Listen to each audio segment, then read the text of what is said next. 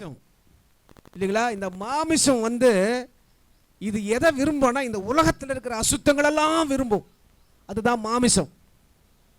அதனால உங்க மாமிச இச்சையின்படி நீங்க நடந்தீர்கள்.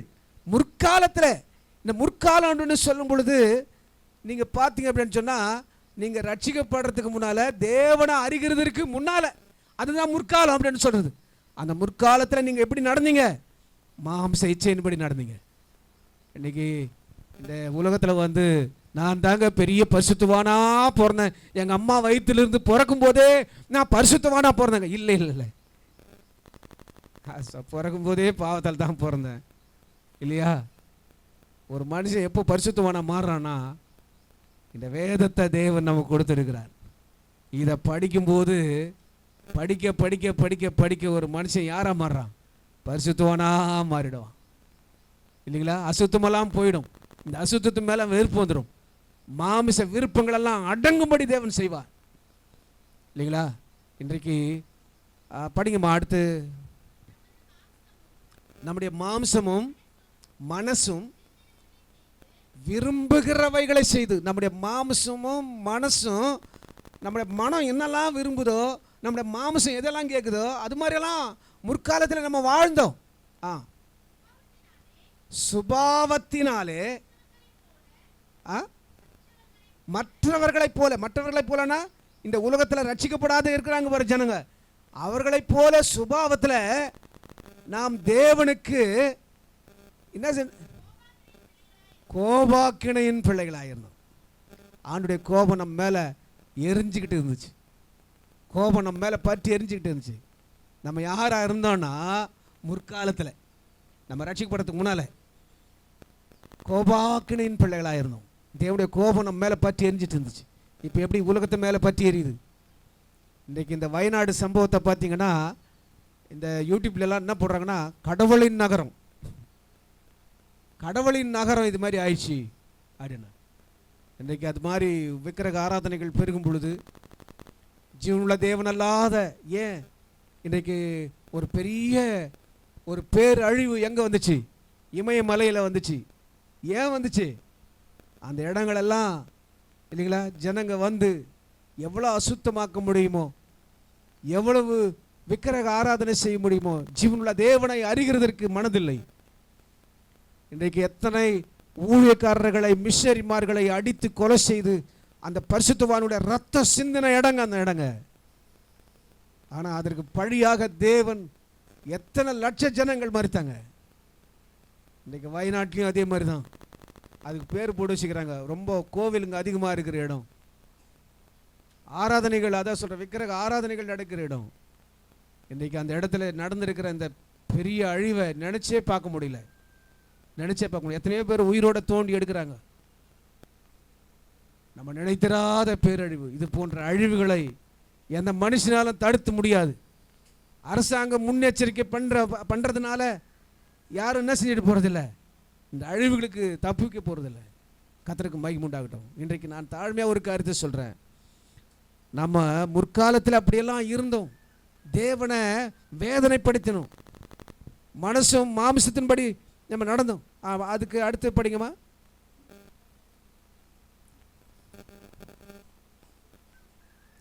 தேவனை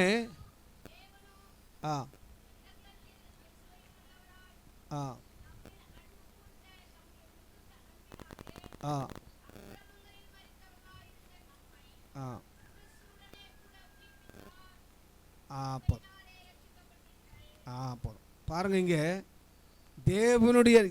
தேவனுக்கு நம்ம மேல கோபத்தை உண்டாக்கினது எது அப்படின்னு சொன்னா, எரிச்சலை உண்டாக்கினது எது அப்படின்னு சொன்னா, நாம் கோபாக்கினின் பிள்ளைகளாய் எப்படி மாறினோம் அப்படின்னு சொன்னா, நம்ம அப்படி தேவனுக்கு கோபம் மூட்டினது எது அப்படின்னு சொன்னா நம்முடைய நம்ம நடக்க தான் தேவனுக்கு நம்ம மேல என்ன செஞ்சிடுச்சு? பெரிய கோபத்தை கொண்டு வந்துடுச்சு. வேதத்தில் படிக்கிறோம், ஒரு தேவனுடைய பிள்ளையுடைய நடக்கைக்கு தக்கதான பலனை அவர் கொடுப்பார்.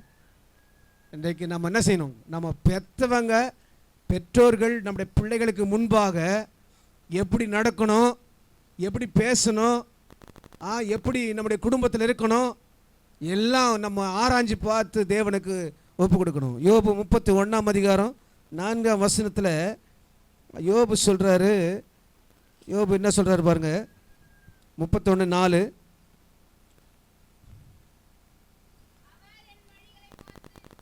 அவர் என் வழிகளை பார்த்து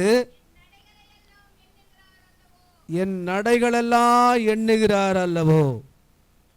கர்த்தருக்கு மகிமை உண்டாகட்டும். அவர் எதை பார்க்குறாரு? தேவனுக்கு கண்கள் இருக்கு. அந்த கண்கள் எதை பார்த்துட்டு இருக்குதுன்னா, நம்ம நினச்சிட்டு இருக்கிறோம் நிர்விசாரமாக இருக்கிறோம். நம்முடைய வழிகளை பார்த்து எதை என்றாராம்? நம்ம நடைகளெல்லாம் எண்ணிக்கிட்டு இருக்கிறாரு. நிறைய பேருக்கு பார்த்தீங்கன்னா தேவனை தேடுறதுக்கு நேரம் இல்லை, ஜெபிக்கிறதுக்கு நேரம் இல்லை, வேதத்தை படிக்கிறதுக்கு நேரம் இல்லை, தேவ சமூகம் வர்றதுக்கு நேரம் இல்லை. இந்த நேரம் இல்லை அப்படின்னு சொல்லினா உன் வாழ்க்கை நேரமே உன் நேரத்தையே எடுத்துருவார், உன் ஆயுஸ் காலத்தையே எடுத்துருவார். ஏன்னா அவர் தேவன், அவர் பறித்து கொண்டு போகிறார். அவரை கேள்வி கேட்கத்தக்கவன் யார்?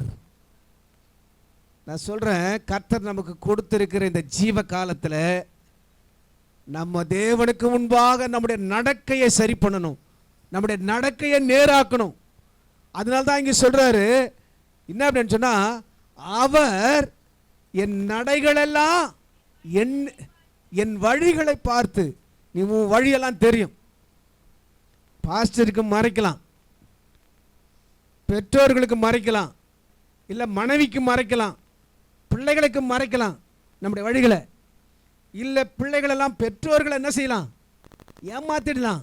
பெற்றோர்கள் ஏமாறல, உன் வாழ்க்கையில் நீ தான் ஏமாந்து போற. இன்றைக்கு அவர் வழிகளை பார்த்து என்னுடைய நடைகளெல்லாம் எண்ணுகிறார் அல்லவோ. எல்லாம் ஒரு அலையிலே சொல்லுவான். நம்ம வழிகளை பார்க்குறாரு. நீ எப்பா எந்த வழியில் போயின்னுங்கிற, நீ எப்படி நடந்து நிற்கிற, எல்லாத்தையும் பார்த்துட்டு இப்போ எதை என்றாராம்? உன் நடைகளை எண்ணுகிறார் அல்லவோ. நீ எங்க போற? அதாவது இங்கே நாகர்கோயிலில் ஒரு கல்யாணம், ஒரு சிஎஸ்ஐ சர்ச்சில். அந்த சர்ச்சில் நான் ரொம்ப நாள் அந்த பதிவை வச்சுட்டு இருந்தேன். அதில் என்ன அப்படின்னு சொன்னால், கல்யாணம் நடக்கும்போது அதை சொல்கிறேன், பிரைடு இந்த பக்கம், பிரைட் குரூம் இந்த பக்கம், மாப்பிள்ளை பொண்ணு, நடுவில் யார் கல்யாணம் நடத்தி வைக்கிற ஆயிரு. இதுவரையிலும் இது மாதிரி கல்யாணம் நடத்துகிற ஆயிரை நான் பார்த்ததே கிடையாது. அவர் கேட்குறாரு, அவர் சொல்கிறாரு, நீ சொல்லுடா அப்படின்னு. என்ன அப்படின்னு சொன்னால், ஒரு பேப்பர் ஒன்று எழுதி கொடுத்துட்டாங்க மாப்பிள்ளை கையில். என்ன அப்படின்னு சொன்னால், நாகர்கோயில் தமிழ் எப்படி ஒன்று தெரியல, அந்த நாகர்கோயில் தமிழில் அதை சொல்கிறேன், கல்யாணம் நான் இந்த பிள்ளைய கல்யாணம் முடிச்சுட்டு நான் என்ன செய்ய மாட்டேன், எந்த கூட்டாளிகளோடு நான் வந்து சேர மாட்டேன், இரவு நேரத்தில் வந்து செல்ஃபோனை ரொம்ப நேரம் தோண்ட மாட்டேன், என் மனைவிக்கு வந்து நான் உதவியாக இருப்பேன், நான் பாத்திரம் தேய்ப்பேன். அன்றைக்கி சொல்லிவிட்டு கல்யாணம் பண்ணிவிட்டு போயிட்டான், கூட்டின்னு போயிட்டான். அது வந்து வாழ்க்கைக்கு அது வந்து அவன் என்ன பண்ணான், பாத்திரம் கழுவினானா, இது வரையிலும் கழுவி இருக்கிறானா, துணி துவைச்சி கொடுத்தானா, மனைவிக்கு உடம்பு சரியில்லை அப்படி தைலம் தேய்ச்சானா, ஹாஸ்பிட்டலுக்கு கூட்டின்னு போனானா என்னன்னு தெரில. ஆனால் ஆயிரம் அன்றைக்கி சொல்லி கொடுத்தாரு, சொல்லதெல்லாம் சொல்கிறான். நமக்கு சிரிப்பாக இருக்குது, நமக்கு சிரிப்பாக இருக்குது. என்ன அப்படின்னு சொன்னால், இன்றைக்கி இருக்கிற ஆண்களுடைய பிரச்சனை என்ன தெரியுமா? சொல்கிறேன், இன்றைக்கி திருமணமான பெண்களெல்லாம் ஒரே புகார். எங்கே சொல்லுவாங்கன்னா, முதல்ல மாமியாராண்ட, ஏன்னா அத்தை ராத்திரி புல்லாக வந்து படுக்கிறதே கிடையாது, ஒரே இந்த செல்ஃபோனை தோண்டிக்கின்னு வந்து சொல்கிறேன், எத்தனை மணிக்கு படுக்கிறாருன்னே தெரில, நான் எவ்வளோ சொன்னாலும் கேட்க மாட்டேன்றாரு, நீ எதாவது அதெல்லாம் சரியாக போயிடும் போடி, அதுக்கு பதில் அவ்வளோதான். ஏன்னா ராத்திரியா மனைவி என்ன செய்யணும், புருஷன் எப்போ சாப்பிடணும், நாங்கள் எனக்கு தூக்கம் வருது, நீங்கள் சாப்பிட்டீங்கன்னா நான் படுத்துன்னு தூங்கிடுவேன், இருட்டி வர்றேன், நான் கடைசியாக வர்றேன். செல்ஃபோனை தோண்டி தோண்டி தோண்டி தோண்டி அவ்வளோதான். கடைசியில் இல்லைங்களா, குடும்ப வாழ்க்கை மனைவியும் வெறுத்து போய் இன்றைக்கி எத்தனை குடும்பங்கள் சமாதானம் இல்லாமல் இருக்குது, நிம்மதி இல்லாமல் இருக்குது. மனுஷனுடைய இருதயத்தினுடைய வழிகள் இல்லைங்களா, மனுஷனுக்கு செம்மையாய் தோன்றுகிற வழிகள் உண்டு. அதனுடைய முடிவோ மரண வழிகள். மரண வழிகள். இன்னைக்கு ஒரே படுக்கையில் மனைவி புருஷன் இருக்கிறாங்க. ஆனால் மனைவியுடைய இருதயத்தில் என்ன இருக்குது? மனைவி என்னெல்லாம் யோசிக்கிறா, இந்த புருஷனை எப்படி போட்டு தள்ளலாம் இல்லைங்களா அப்படின்னு அவ யோசிச்சுங்கிறா. புருஷன் என்ன யோசிக்கிறான்? இவளை எப்படி காலி பண்ணி, இவளை காலி பண்ணால் தான் நம்ம போய் நம்ம ஆளோட போய் சேர முடியும். இப்படி அவன் யோசிச்சுக்கிறான். இன்றைக்கி எடுத்துக்கிட்டா, பேப்பரை எடுத்துக்கிட்டாலும் சரி, டிவி எடுத்துக்கிட்டாலும் சரி, இந்த மொபைல் ஃபோனில் யூடியூப்பை திறந்தாலும் சரி, எல்லாம் இந்த போட்டு தள்ளுறது தான். அப்போ எந்த அளவுக்கு கேடாக இருக்கிறாங்க பாருங்க. அவனுடைய இருதயத்துடைய வழிகள், அவங்க நடக்கை அந்த அளவுக்கு மோசமாக இருக்குது. அந்த அளவுக்கு மோசமாக இருக்குது. இன்றைக்கி நம்ம வேத புத்தகத்தை நம்ம எல்லாரும் கையில் வச்சுருக்கிறோம். இந்த வேத புத்தகத்தை கையில் வச்சுட்டு இருக்கிற நம்மலாம் சவுத் சைட்லலாம் சர்ச்சுக்கு போகிறவங்களுக்கு ஒரு பேர் இருக்குது. என்ன பேருன்னா வேதக்காரங்க. என்னக்காரங்க? வேதக்காரங்க. இந்த வேதக்காரங்க அவங்களா அந்த வேதக்காரங்களில் சேர்ந்துட்டாங்கல்ல அப்படின்னா. இன்னும் பெந்தகோஸ்தே முறைமையின்படி எங்கள் வீட்டம்மா மாதிரி ஜுவல்ஸ் போடாமல் இருந்துச்சுன்னா அது இந்த தாலி அர்த்தம் கூட்டம். எங்க அந்த பக்கம் சவுத் சைடில் பேருங்க. இதுக்கு பேர் என்ன பேர்? தாலி அர்த்தம் கூட்டம். இங்கே வச்சுக்கிறது என்ன தெரியுமா? முண்டசிங்க கூட்டம். நம்ம மெட்ராஸ் தமிழில் நான் சொல்கிறேன், யார் என்ன வேணால் சொல்லிட்டு போட்டோம். நம்ம யார் தெரியுமா? இந்த வேத புத்தகத்தினுடைய பேர் என்ன பேரு? பரிசுத்த வேதாகமம். ஹல்லேலூயா. ஒரு மனுஷனுடைய நடக்கையை ஒழுங்குபடுத்தி அவனுடைய இருதயத்தை சரிப்படுத்தி அவனை உத்தமனாய் மாற்றுகிறதும், நீதிமானாய் மாற்றுகிறதும், உத்தமனாய் மாற்றுகிறதும், ஒரு பரிசுத்தவானாக இந்த உலகத்தாலே கரைப்படாமல், இந்த உலகத்தோடு கொஞ்சம் கூட ஒட்டு உறவை இல்லாமல் தன்னை பரிசுத்தமாக கர்த்தருக்கென்று வேறு பிரிக்கப்பட்ட ஒரு ஜீவியை செய்ய வைக்கிறதும் இந்த பரிசுத்த வேதாகமா தான். ஹல்லேலூயா. ஏன் நம்முடைய பிள்ளைகளுக்கு ஒரு வேத புத்தகத்தை, நல்ல வேத புத்தகத்தை வாங்கி கொடுக்கணும். 350 ரூபாய்க்கு மேலே நல்ல வேத புத்தகம், நல்ல ஜிப்பெல்லாம் போட்டு நல்ல அழகாக இருக்கும். இதில் பிஐ அப்படின்னு ஒன்று, அது என்ன அப்படின்னு சொன்னால் பெங்களூர்லேருந்தே தயாரித்து கொண்டு வர்றது. அது கொஞ்சம் சிறப்பாக இருக்கும். அது 550-600 ரூபாய்க்கு மேலே இருக்கும். எல்லாமே பேப்பர் மற்ற எல்லாமே கொஞ்சம் ஒரு குவாலிட்டி இருக்கும். 1500 ரூபாயில் நல்ல பைபிள் இருக்குது. எல்லாத்துலேயும் அந்த வேத எழுத்துக்கள் தான். நல்ல ஒரு வேத புத்தகத்தை உங்கள் பிள்ளைகளுக்கு வாங்கி அவங்க பிறந்த நாளில், நீங்கள் எல்லாம் பிறந்த நாளில் எப்படி கொண்டாடுறீங்கன்னு எனக்கு தெரியுமா இல்லையா? உங்கள் பிறந்த நாளை கூட கொண்டாடிக்க மாட்டீங்க. இந்த இங்கே உட்காந்து இருக்கா பாரு அந்த பிள்ளை, அந்த பிள்ளைக்கு ட்ரெஸ்ஸு அவங்க அம்மா அப்பாலாம் செலக்ட் பண்ணுறதில்ல. அந்த பிள்ளையே செலக்ட் பண்ணுவா. போய் இதில் யார் இது எடுத்தது அப்படின்னு சொன்னால், ஐயா நாங்கள் செலக்ட் பண்ணலையா, இவ தான் ஏன் செலக்ட் பண்ணா அப்படின்வாங்க. ஏன் அப்படின்னு சொன்னால், இப்போ கேக்கு அது சாதாரண கேக்கெல்லாம் கிடையாது. அது என்னமோ சொல்கிறாங்களே, இந்த ஐஸில் வச்சு என்னென்னமோ அந்த சாக்லேட்டு இதெல்லாம் போட்டு பிளாக் ஃபாரஸ்டா என்னென்னமோ. அந்த கேக்குடைய விலை எவ்வளோன்னு கேட்டால் 1200 ரூபா ஒவ்வொரு பிறந்த நாளைக்கும். பிரியாணி இனிமேல் இந்த இதுலையே இந்த சின்ன பிள்ளையாக இருக்கும்போதே என்னத்தை வாங்கி கொடுக்கணும்? கேக்கே இல்லைனாலும் பரவாயில்ல, இந்த பிறந்த நாளைக்கு என்னத்தை கொடுக்கணும்? நல்ல ஒரு வேத புத்தகத்தை எழுதி என்னுடைய அப்பாவுடைய ப்ரெசன்டேஷன் இல்லைங்களா, என்னுடைய அப்பாவுடைய அன்பளிப்பு அப்படின்னு சொல்லிட்டு எழுதி பேர் எழுதி பிள்ளைக்கு கொடுக்கணும். அதாவது இஸ்ரவேல் தேசத்தில் யூதர்கள் இருக்கிறாங்க பாருங்கள், இந்த புதிய ஏற்பாட்டு கிடையாது அவங்களுக்கு. அவங்க என்ன அப்படின்னு சொன்னால், இந்த பழைய ஏற்பாடு, அந்த நியாயப்பிரமாண புஸ்தகம், அந்த புஸ்தகத்தை இல்லைங்களா ஒரு பிரதி ஒவ்வொருத்தருக்கும், அதாவது பிறந்த உடனே அவங்க என்ன செய்வாங்களாம், அந்த பிள்ளைக்காக ஒரு விலை உயர்ந்த ஒரு நல்ல காஸ்ட்லியாக இருக்கிற அந்த நியாயப்பிரமாண புஸ்தகத்தை ஒன்று அந்த பிள்ளையுடைய முதல்ல பேர் எழுதி அதில் பேர் எழுதிடுவாங்களாம். பேர் எழுதி இல்லைங்களா அந்த பிள்ளை ஃபர்ஸ்ட் பர்த்டேயில் அந்த பிள்ளைக்கு ப்ரெசென்ட் பண்ணி ரெடி பண்ணி வச்சுடுவாங்களாம். ஏன் அப்படின்னு சொன்னால், பிறந்த உடனே. அது மாதிரி நம்ம பிள்ளைகளுக்கு இந்த பரிசுத்த வேதாகமத்தை குறித்து, ஒரு மனுஷனுடைய வழி சரியில்லைன்னா அவனை சரி பண்ணி அவனை தேவனுக்கு முன்னால கொண்டு வந்து நிறுத்தக்கூடிய வல்லமை உள்ளது தான் இந்த பரிசுத்த வேதாகமம்.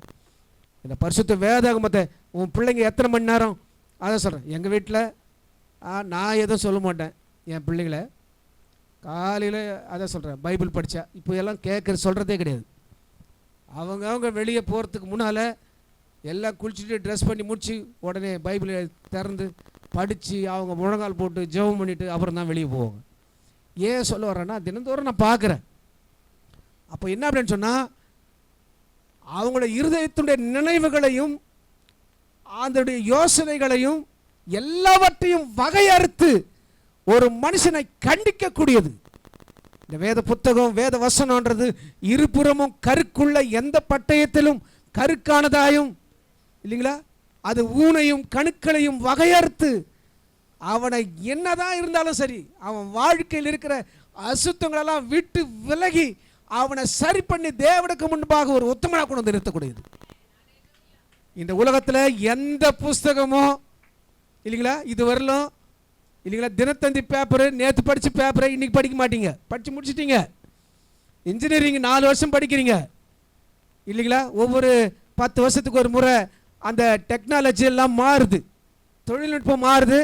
அதனால் பாடத்திட்டங்களும் கொஞ்சம் மாற்றி அமைப்பாங்க, மாற்றங்களை கொண்டு வருவாங்க பாடத்திட்டங்களில் அந்த தொழில்நுட்ப வளர்ச்சி வரும் பொழுது. ஆனால் அந்த புஸ்தகத்தை நீ 4 வருஷம் படித்தனா, படித்து முடிச்சுட்டு பாஸ் பண்ணிட்டனா, நீ ஃபஸ்ட் கிளாஸில் பாஸு, அவ்வளோதான். அதோட மூட்டை கட்டி அந்த புஸ்தகத்தெல்லாம் ஓரம் கட்டிடுவேன். தினந்தோறும் உட்காந்து நீ படிக்க மாட்ட. ஏன்னு சொன்னால், நீ யாராக மாறிட்ட? நீ +2 முடிச்சுட்டு போய் சேரும்போது இன்ஜினியரிங்கில் போய் சேர்ந்த, இப்போ 4 வருஷம் படித்து முடிச்சுட்டு நீ இன்ஜினியர் ஆகிட்ட. MBBS படிக்கிறதுக்கு 5 வருஷம் படித்து முடிச்சிட்டாங்க, எல்லாம் மூட்டை கட்டி போட்டாச்சு. நான் வாழ்நாள் முழுதும் MBBS புஸ்தகத்தை படித்து கொண்டே இருப்பேன். யாரும் படிக்க மாட்டாங்க. படித்து முடிச்சாச்சு, அவ்வளோதான். எல்லாமே படித்து முடிச்சுட்டு அது சொல்கிறேன், அது பழசாய் போயிடும். ஆனால் 2000 வருஷங்களாக இந்த பரிசுத்த வேதாகமம் மட்டும் இல்லைங்களா, இன்னும் பழசாய் போகவே இல்லை. ஹல்லேலூயா. இந்த 2000 வருஷம் தலைமுறைகள் தலைமுறைகள் தலைமுறைகள் எத்தனையோ பரிசுத்தவான்களை உருவாக்கியது இல்லைங்களா. ஒரு துன்மார்க்கனை, ஒரு கொலைகாரனை யாரா மாத்திடுச்சு இந்த பரிசுத்த வேதாகமம்? ஒரு பரிசுத்தவானா மாத்திடுச்சு. ஒரு துன்மார்க்கனை, கொலைகாரன் எல்லாம் அவன் தேவனுக்கு முன்னால வந்து அழுது சாட்சி சொல்றான், இந்த புஸ்தகம் என்ன மாத்திடுச்சுங்க, என் வாழ்க்கையை மாத்திடுச்சு, என் பேச்சை மாத்திடுச்சு, என் பார்வையை மாத்திடுச்சு, என் நடக்கையை மாத்திடுச்சு, அது தேவனுக்கு முன்னால என்னை கொண்டு வந்து நிறுத்திடுச்சு. இந்த வேத வசனத்திற்கு வல்லமை இருக்கிறது. ஹல்லேலூயா. இந்த வேத வசனத்துக்கு வல்லமை இருக்கு, எல்லாரையும் மாற்றக்கூடிய வல்லமை இருக்கு. இன்னைக்கு நம்ம எல்லாம் விட்டு இருந்தா, என்னை அப்படியே விட்டு வச்சுட்டு இருந்தா, என் சொந்த ஊரில் நான் ஒரு குடிகாரனாக ஆயிருப்பேன். எங்கள் அப்பா மாதிரி ஒரு நீதிமானாக ஆயிருக்க மாட்டேன். ஏன் அப்படின்னு சொன்னால், உலகம் அந்த அளவுக்கு மயக்கக்கூடிய தன்மை உள்ளது. பிசாசுக்கு பாருங்க, எப்பேற்பட்டவங்களையும் மயக்க அதில் விளை வைப்பான். அவன் பலவிதமான இல்லைங்களா கண்ணிகளை வைத்திருக்கிறான். அந்த கண்ணிகளை அழகா சிக்க வச்சிடுவான், அழகா சிக்க வச்சிடுவான். நீ பைபிள் எடுத்து ஞானஸ்நானம் எடுத்திருக்கலாம் இல்லைங்களா, நீ நீதிமான ஆயிட்டு இருக்கலாம். ஆண்டவர் என்ன பாவத்திலிருந்து விடுதலை ஆக்கிட்டாரு, என்ன தப்பிச்சிட்டாரு, அவருடைய சபையில் கொண்டு வந்து வச்சுட்டாரு அப்படின்னு சொல்லலாம். ஆனால் நீ ரட்சிக்கப்பட்ட பின்ன கூட அவன் உன்னை பாவத்தில் விளை வைக்க முடியும். அவன் தந்திரம் உள்ளவன். ஆமென், ஹல்லேலூயா. அதனால தான் யோபு சொல்றாரு, அவர் என்னுடைய நடைகளை, என் வழிகளை பார்த்து என் நடைகளெல்லாம் எண்ணுகிறார் அல்லவோ. அவர் என் நடைகளெல்லாம் எப்படி என்றாருன்னா இல்லைங்களா, இப்போ வேப்பம்பட்டிலேருந்து கிளம்பி வீட்டிலேருந்து எத்தனை அடி வந்து அப்புறம் பைக் ஏறினேன், எவ்வளோ தூரம் வந்தேன், இங்கே பைக்கை நிறுத்திட்டு எத்தனை அடி தூரம் நடந்தேன். அவர் நம்முடைய நடைகளை என்ன பண்ணிக்கிட்டு இருக்காராம், என்றாராம். 1 2 3 1 2 3 4 என்ன சரி, நம்முடைய நடைகளை என்றாராம். இன்றைக்கு கர்த்தருக்கு முன்னால சொல்கிறேன், உனக்கு கொடுத்திருக்கிற மனைவி போதும், உனக்கு கொடுத்திருக்கிற புருஷன் போதும், நீ உண்மையாக இருக்கணும். உனக்கு கொடுத்திருக்கிற பிள்ளைகளுக்கு தாழ்மையாக சொல்கிறேன், உங்கள் பெற்றோர்கள் ஒருவேளை ரட்சிக்கப்படாமல் இருக்கலாம், இல்லை நீங்கள் ரட்சிக்கப்பட்டிருக்கலாம். கர்த்தருக்கு முன்னால் நம்ம பெற்றோர்களுக்கு என்ன செய்யணும்? நம்ம பயப்படணும், அவங்களுக்கு கீழ்ப்படியணும். பிள்ளைங்க வேதத்தில் படிச்சு பாருங்க. யோபு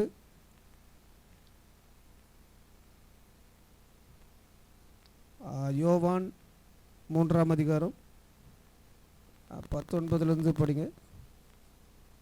யோவான் 3ஆம் அதிகாரம்.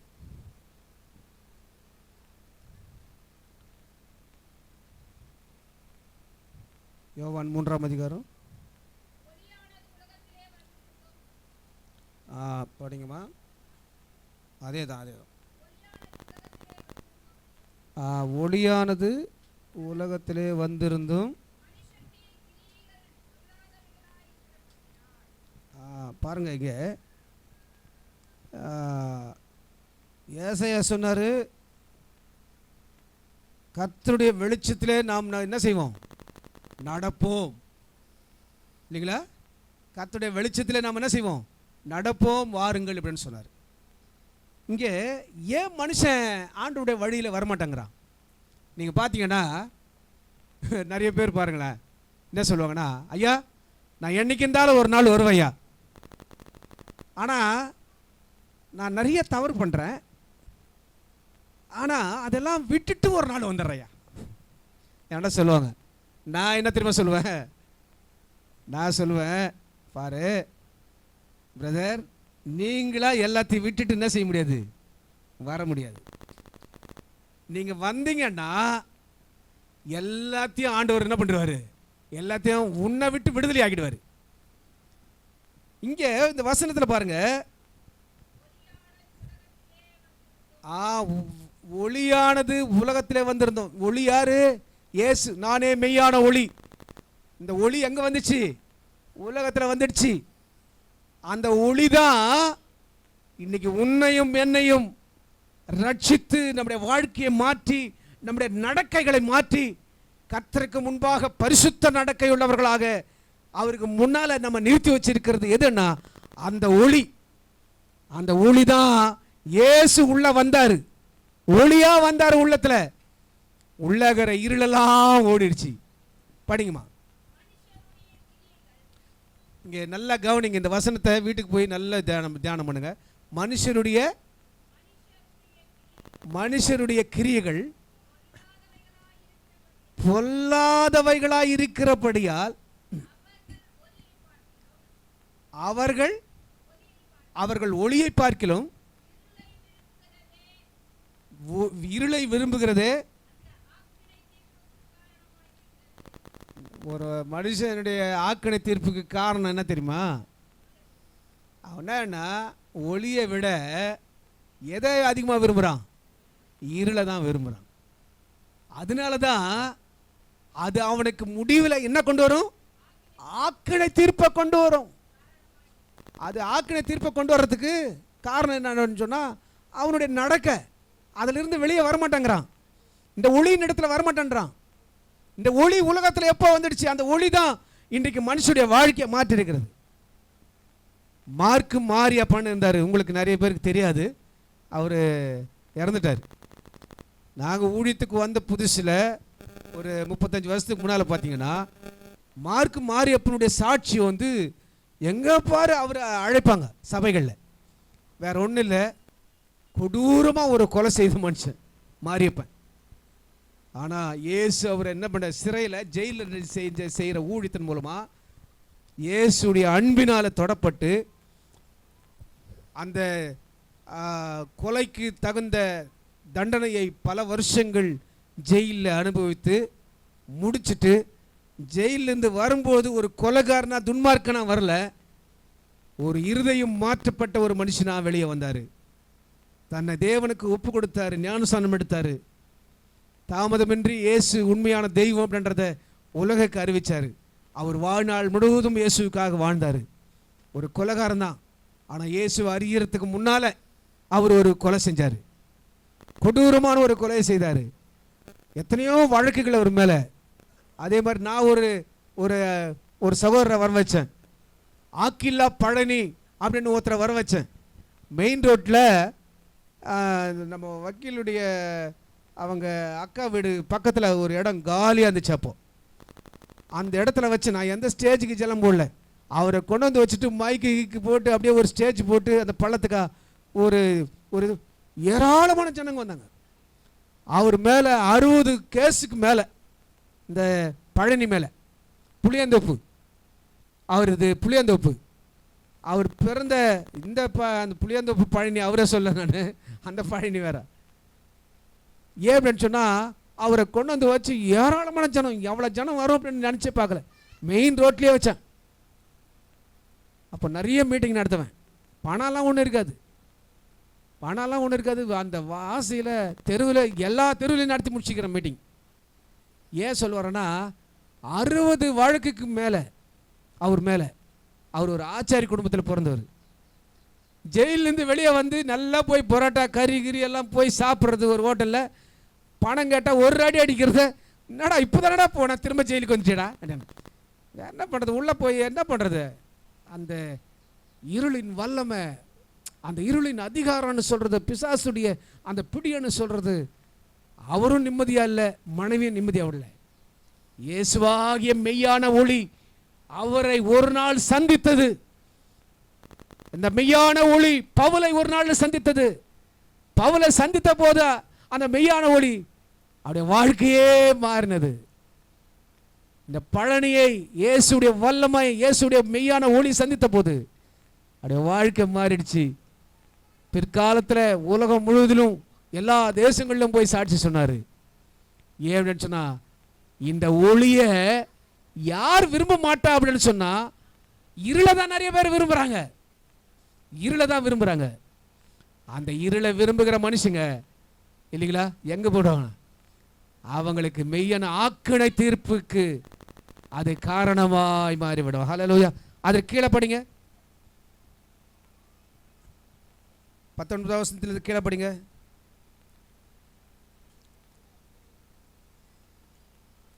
யோவான் 3ஆம் அதிகாரம் 19 பொல்லாங்கு செய்கிற எவனும், பாருங்க யார் தெரியுமா இயேசுவை பகைக்கிறவங்க? மெய்யான ஒளியாகிய இயேசுவை யார் பகைப்பாங்க? பொல்லாங்கு செய்கிறவர்கள், சமூக விரோதிங்க, துன்மார்க்கமாக நடக்கிறவங்க. டேய் அங்கே போனால் இதை செய்யாது அதை செய்யாது அப்படின்னு சொல்லுவாங்க இல்லைங்களா. பொல்லாங்கு செய்கிறவர்கள் இந்த மெய்யான ஒளியை பகைக்கிறாங்க. அடுத்து படிங்கம்மா. ஏன்னா என்னை யாரும் கண்டிக்க கூடாது, என் கிரிகள், அவன் செய்கிற எல்லா அசுத்தங்களை கண்டித்து, இந்த வேத வசனம் கண்டிக்கும் ஒரு மனுஷனை. இந்த வசனம் சும்மா யாரையும் விடாது, இது கண்டிக்கும். அதனால இதை கண்டிக்கிறதுனால அவன் ஒளியின் இடத்தில் வராமல் இருக்கிறான். ஏன் இயேசு வண்ட வரமாட்டேங்கிறான்? அங்க போனா இந்த வசனம் என்னை கண்டிக்குது, நீ இதை பண்ணாத அதை பண்ணாத, இந்த அசுத்தமா நடக்காத, இந்த பாவ வழியில் போகாத அப்படின்னு சொல்லி இது என்ன செய்யுது? இந்த வசனம் என்னை கண்டிக்குது. அதனால அவன் ஒளியின் இடத்துல வரமாட்டேங்கிறான். தேவ பிள்ளைகளே, இன்றைக்கு கர்த்தர் நமக்கு கொடுத்திருக்கிற இந்த தருணங்களை நம்ம பயன்படுத்தி நம்ம தேவனுக்கு அர்ப்பணிப்போம். நிச்சயமா ஒரு கிராமத்தில் என்ன நடந்துச்சுன்னா, ஒரு கிராமம், அது கடக்கோடி கிராமம். இந்த கடக்கோடி கிராமத்தில் நீங்கள் ஒன்று தெரியுங்களா, தமிழ்நாட்டில் மலை கிராமங்களில் இன்னும் எத்தனையோ கிராமங்களுக்கு என்ன இல்லை, கரண்ட்டே கிடையாது. இது மாதிரி ஒரு கிராமம். அந்த கிராமத்தில் என்னென்னமோ ஜனங்க போராட்டம் நடத்தி அவங்க கிராமத்தை விட்டு எத்தனையோ கிலோமீட்டர் வந்து அந்த பிரதான சாலையில் அமர்ந்து என்ன செஞ்சுக்கிறாங்க, போராட்டங்கள் நடத்திக்கிறாங்க.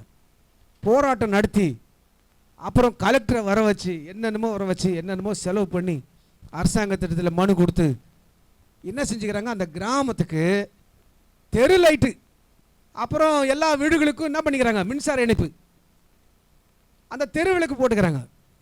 தெருவிளக்கு பிரகாசம் ஆயிடுச்சு. இருட்டில் இருந்த கிராமம் இப்போ என்னாச்சு, செம பிரகாசம் ஆயிடுச்சு. பிரகாசம் ஆயிட்டு 10 நாள் கூட ஆகல, ஒரு லைட்டு கூட ஏறல. 10 நாள் பிரகாசமாக எரிஞ்ச லைட்டு அடுத்து என்ன செய்யுது? 10 நாளைக்கு பிறகு ஒரு லைட்டு கூட ஏறல. என்னடான்னு பார்த்தா இவன் என்ன பண்ணிக்கிறாங்க, இந்த வாலிப பையனுங்க கல் எடுத்து லைட்டை அடித்து எல்லா லைட்டையும் உடச்சிட்டானுங்க.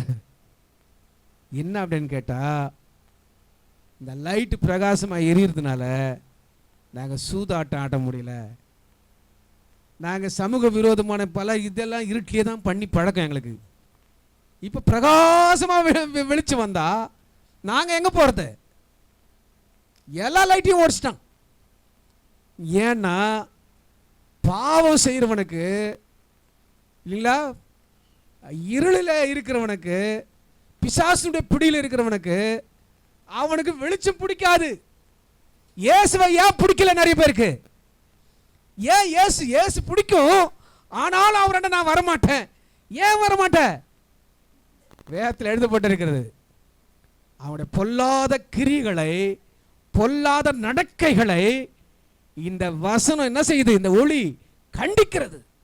கண்டிக்கிறது.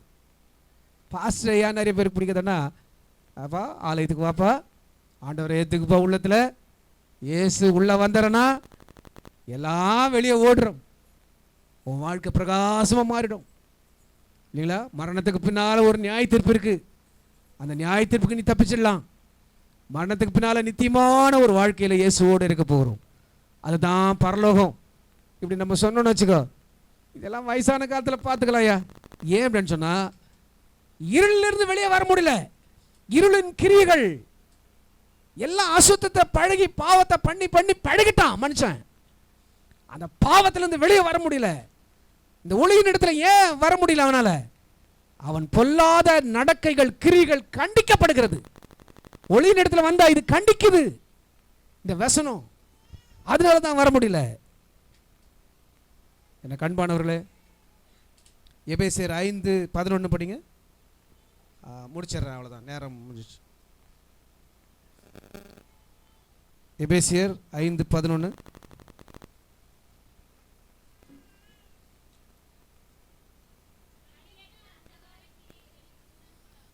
கனியற்ற அந்தகார கிரிகளுக்கு விசுவாசிங்க யாரா இருக்கணும்னா, கனியற்ற அந்தகார கிரிகள்.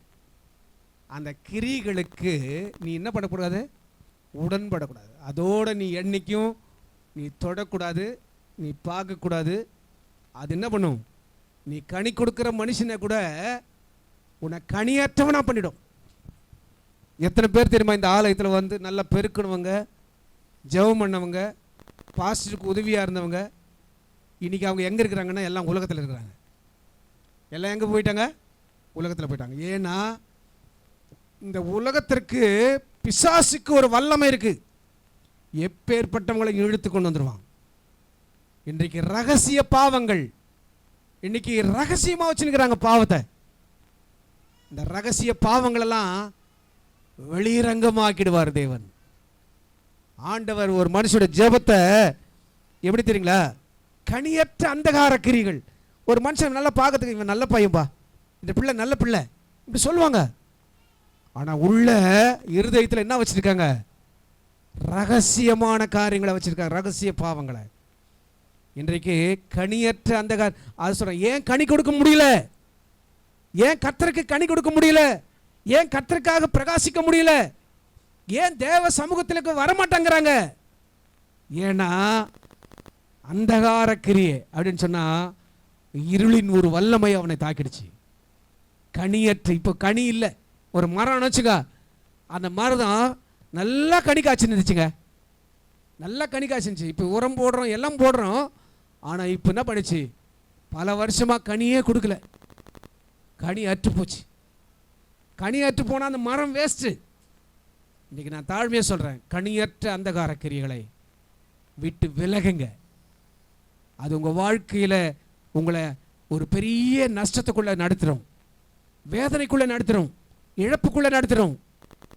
தேவனை விட்டு உங்களை பிரிச்சிடும், தேவனுடைய ஆசீர்வாதத்துக்கு உங்களை தூரமாக்கிடும். அதனால தான் நீங்கள் பார்த்தீங்கன்னா நிறைய பேர் வந்து ஜெபத்துக்கு பதில் வரணும் அப்படின்னு சொல்லிட்டு நம்ம எல்லாரும் விரும்புகிறோம். ஒரு ஜெபத்துக்கு பதில் வரணும் அப்படின்னு சொன்னால் அதுக்கு ஜெபம் பண்ணுற எல்லா ஜெபத்துக்கும் ஆண்டவர் பதில் அனுப்பிட மாட்டார். நான் சொல்கிறேன், அதாவது உங்கள் அந்தரங்கம் என்பது முக்கியம். அந்தரங்கம், அந்தரங்கம்னா என்னது? ஒவ்வொருத்தருக்கும் பர்சனல் இருக்குது, ஒவ்வொருத்தருக்கும் பர்சனல். இப்போ இங்கே இருக்கிற ஒவ்வொருத்தருக்கும் ஒரு இருதயம் இருக்குது, எல்லாருக்கும் ஒவ்வொரு இருதயம் இருக்குது. யாருடைய, எங்கள் அப்பா அம்மாவுடைய இருதயம் அங்கே, என் இருதயம் வந்து எங்கள் அப்பா வாண்ட இருக்குது, எங்கள் அம்மா வாண்ட இருக்குது அப்படின்னு சொல்ல மாட்டோம். ஏன்னா ஒரு குழந்தை தாயின் கர்ப்பத்தில் அது உருவாகும் பொழுது முதல்ல உண்டாகிற ஒரு அவயம் எது அப்படின்னு சொன்னால், உறுப்பு எது அப்படின்னு சொன்னால், அதுதான் இதயம். தாயின் கர்ப்பத்தில் ஒரு சின்னதாக இல்லைங்களா, ஒரு கரு உண்டாகும் போது ஒரு சின்னதாக ஒரு துடிப்பு, ஒரே ஒரு சின்னதாக ஒரு ஊசி முனை மாதிரி ஒரு சின்னதாக என்ன பண்ணுது, லேசாக என்ன பண்ணுது, துடிக்க ஆரம்பிக்குது. நம்ம பாருங்க, அப்படி லைட்டாக துடிக்கும், சின்னதாக ஒரு. ஏன் அப்படின்னு சொன்னால், ஒரு குழந்தை உருவாகும் போது அந்த உருவாகிறதே முதல்ல தொடக்கமே என்ன அப்படின்னு சொன்னால் இதயம் தான் உண்டாகுது. ஒவ்வொருத்தருக்கும் இருதயம் இருக்குது. இந்த இருதயத்தில் எத்தனையோ காரியங்களை மறைச்சி வச்சுக்கிறாங்க, ரகசியம் இருக்குது, சீக்ரெட். ஒவ்வொரு மனுஷனுக்கும் ஒரு ரகசியம் இருக்குது. ஆனால் எந்த ரகசியத்தையும் ரொம்ப நாள் மறைச்சி வைக்க முடியாது. ரகசியம்னு சொல்கிறது என்ன தெரியுமா? வெளியாக்க முடியாது, எந்த ரகசியமும் இல்லை. ரகசியம் ஒரு நாள் வெளியே வரும். எத்தனை நாள் மூடி வச்ச? நான் சொல்கிறேன், ஒரு மனுஷனுடைய வேத வசனத்தில் என்ன சொல்லிக்குதுன்னா, அவனை அதை சொல்கிறான், எப்படி ஆண்டவர் பதில் அளிப்பாரான். அதாவது ஒரு மனுஷன் என்ன பண்ணுமா, ஜெபம் பண்ணும்போது என்ன பண்ணுமா, உள்ளே போயிட்டு அரைக்கதவை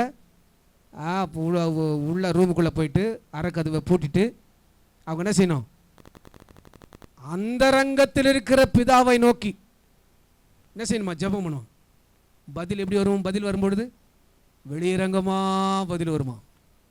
கர்த்தருக்கு பயப்பட. நான் தாழ்மையாக சொல்கிறேன், ஆண்டவர் நம்முடைய அந்தரங்கத்தை பார்க்குறாரு. உன் அந்தரங்கம் சரியாக இருந்தால் பதில் வரும்பொழுது வெளியரங்கமாக எப்படி வரும்? வெளியரங்கமாக வரும். இன்றைக்கு நம்முடைய அந்தரங்கத்தை வச்சு தான். அதனால தான் பாருங்கள், நம்ம மறைச்சி மறைச்சி மறைச்சி வைக்கிறதுனால அது பெரிய ஆபத்தாக வெடிக்கும். நம்ம எந்த ரகசியமும் நமக்குள்ளே மறைச்சி வைக்கக்கூடாது. எல்லாம் தேவனுக்கு முன்பாக நம்ம என்ன செய்யணும், நம்ம தாழ்த்தி நம்ம ஒப்பு கொடுத்துடணும். கடைசியாக ஒரே ஒரு சம்பவத்தை சொல்லிட்டு முடிச்சிடறேன், நேரம் முடிஞ்சிச்சு. சிம்சோனை குறித்து நாம் படிக்கிறோம். அதாவது 14ஆம் அதிகாரம் 6ஆம் வசனம்.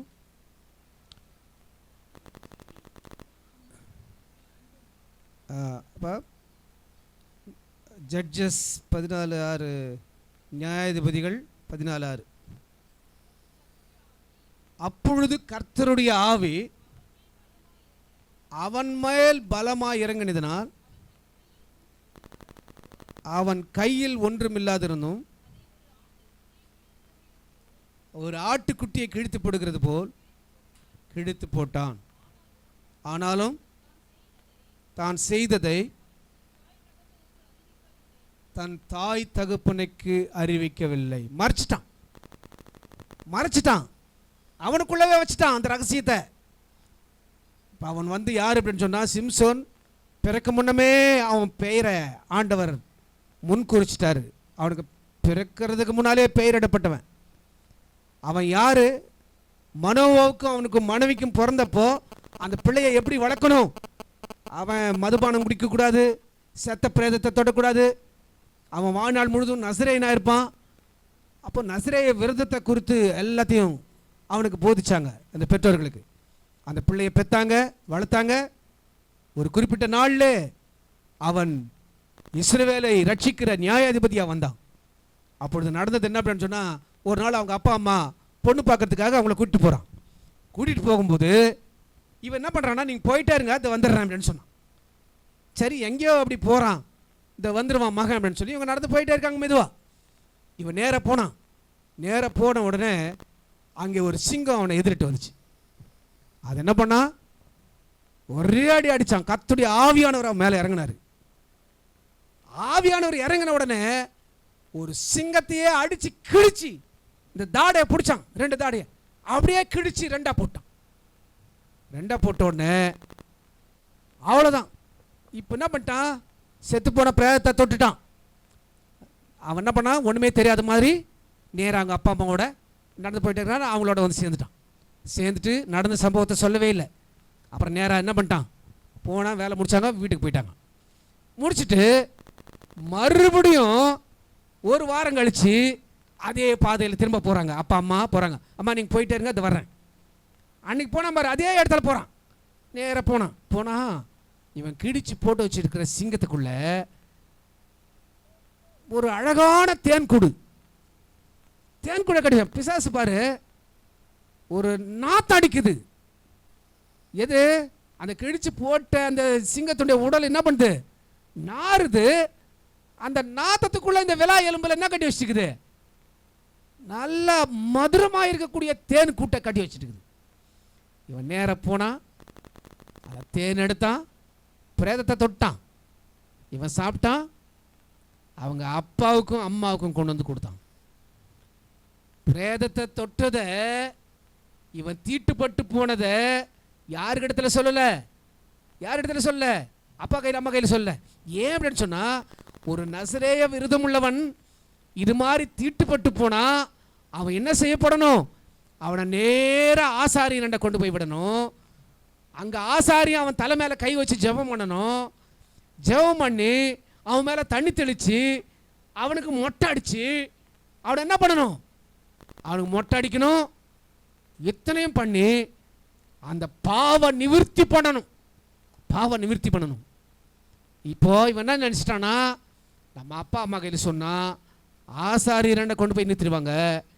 ஆசாரியர் என்ன பண்ணுவார், நம்ம சுத்திகரிக்கிற முறைமையின்படி என்ன பண்ணணுமோ நம்ம தலையை சிரைச்சி மொட்டை அடிச்சிடுவார்.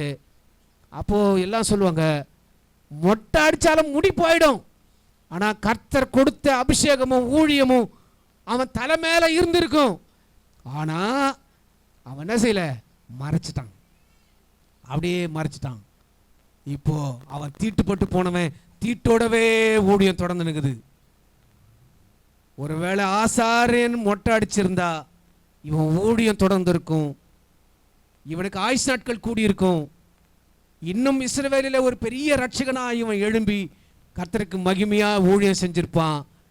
ஆனா இவன் மறைச்சதுனால அங்க ஆசாரியன் அடிக்க வேண்டிய மொட்டைய யார் அடிச்சா, ஒரு வேசியுடைய மடியில வேசி அடிச்சிட்டா, மொட்டை வேசி அடிச்சிட்டா.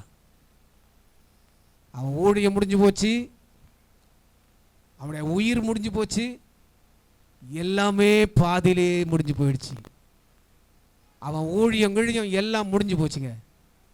ஆசாரியம் மொட்டை அடிச்சிருந்தா பாவ நிவர்த்தி செய்திருப்பான், ஊழியம் தொடர்ந்து இருக்கும், அபிஷேகம் தொடர்ந்து இருக்கும். கர்த்தருக்கு எனக்கு அருமையானவர்களே, எதையும் இருதயத்தில் போட்டு உள்ள வைக்காதீங்க, ரகசிய பாவங்களை உள்ள வச்சுக்கிடாதீங்க. கர்த்தர் உனக்கு பதில் அளிக்கும் போது வெளிரங்கமா பதில் அளிக்கணுமா, இந்த ரகசிய பாவங்கள் எல்லாம் தூக்கி எறிங்க. கர்த்தருக்கு முன்னால உங்க இருதயத்தை நேராக்குங்க. யாக்கோபின் குடும்பத்தாரே வாருங்கள், நம்ம எங்க போவோம், கர்த்தருடைய ஆலயத்துக்கு போவோம். ஆமென், அவரை தொழுது கொள்வோம். எல்லாம் கண்ணில் மூடும், எல்லாம் கண்ணில் மூடும். பிரைஸ் காட், ஹல்லேலூயா. எல்லாம் கண்ணில் மூடும். நம்ம எல்லாரும் எழுந்துச்சு நிற்போம். ஒரு பாடலை பாடும் பொழுது நாம் கர்த்தருக்கு நான் ஒரு சின்ன ஜெபம் பண்ணி முடிச்ச உடனே ஒரு பாட்டு பாடலாம். எல்லாம் அப்படியே இருந்துச்சுங்க. நல்ல ஆண்டவரே, நன்றியோட மை ஸ்தோத்திரம். ஆண்டவரே, இது நாளில் ஆண்டவரே ஸ்தோத்திரம்.